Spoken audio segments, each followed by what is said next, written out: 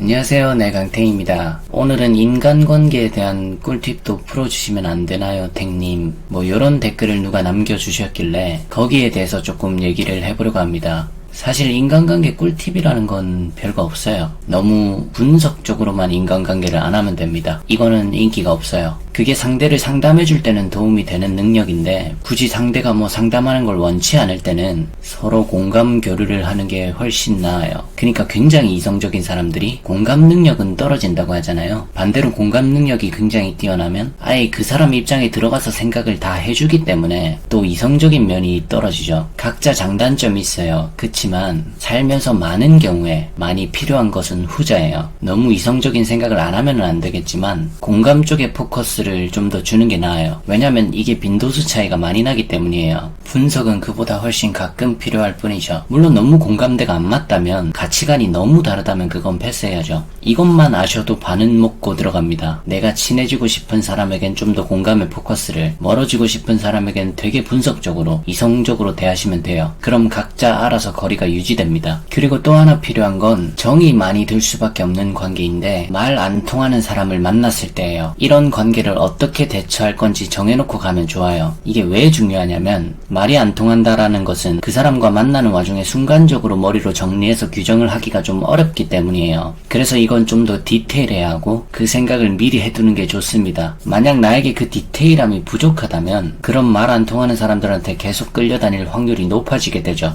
저도 예전에는 조금 더 그랬습니다. 저런 사람들 설득도 해보려고 하고, 아니 쟤는 왜 이 상황에서 저런 말을 하지? 왜 선을 넘지? 틀린 말하면서 뭐가 저렇게 당당해? 여튼 상대가 지금 당장 도저히 이해가 안 되는 말을 내뱉고 있는데도 불구하고 내가 그 인간을 분석하고 있더라고요. 도대체 저 인간의 심리가 뭔지 궁금해하고. 근데 그럴 필요가 없는 거였어요. 잠깐 말이 잘 통하다가 깊어지면 말이 안 통하는 관계 같은 거예요. 이런 사람을 빨리 잘 제껴야 됩니다. 이게 핵심이에요. 이건 사실 연애에도 똑같이 적용돼요. 예를 들어 남자들 중에서 초반 두세 달을 정말 바짝 잘해주는 남친이 있다고 쳐보죠. 근데 이제 두세 달이 넘어가는 기점에서 갑자기 연락도 잘 안 해. 텀도 무진장 길어졌어. 옛날에 야인시대라는 드라마가 주인공 김두한이 안재모에서 김영철로 바뀌었을 때 시청률이 반토막이 났거든요. 엄청난 충격이었죠. 근데 저렇게 텀이 무진장 길어진 경우는 매우 높은 확률로 반토막 그 이상이 나요. 진짜 이건 확실해요. 근데 너무 바라는 게 너무 많다. 넌 서운한 게 너무 많다. 넌 나 없이는 생활이 잘 안 되는 것 같아. 이런 식의 얘기를 하죠. 쥐가 감정이 폭락한 거면서 합리화를 시키죠. 이런 사람 말 안 통해요. 제껴야 합니다. 여자도 비슷한 경우가 있어요. 이 경우엔 두세 달 정도 나에게 심한 내숭을 떨고 있었다고 쳐보죠. 그럼 이럴 거예요.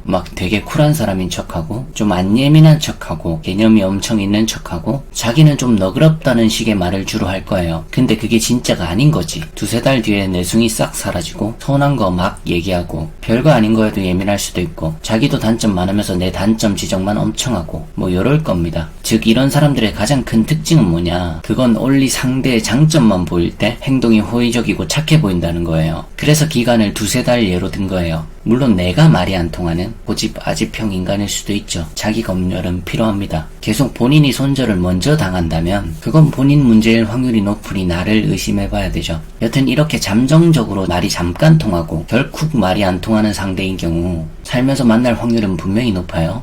그게 친구 사이로 만날 수도 있고 연인 사이일 수도 있죠. 그거 구분 못하고 휘둘리지 마세요. 원래 괜찮았던 사람인데 왜 변했지? 라는 생각 자체를 하지 마세요. 그건 마치 상대방과 내가 자전거 경주를 하는데 지가 내 타이어에 펑크 내놓고 중간에 내가 못 따라오니까 야, 넌 왜 그렇게 자전거를 못하냐? 하는 상황과 비슷해요. 당연히 못하지. 네가 펑크 냈으니까. 근데 거기서 내가 내가 자전거를 못하는가 보다. 내 부주의로 펑크난 건가? 이러고 있으면 안 되는 거예요. 그런 고장난 인간관계에는 집착하지 마세요. 펑크난 타이어라도 조금은 더 움직일 수 있잖아요. 그 남은 동력으로 그냥 옆으로 세게 틀어서 자전거 수리점으로 가야 됩니다.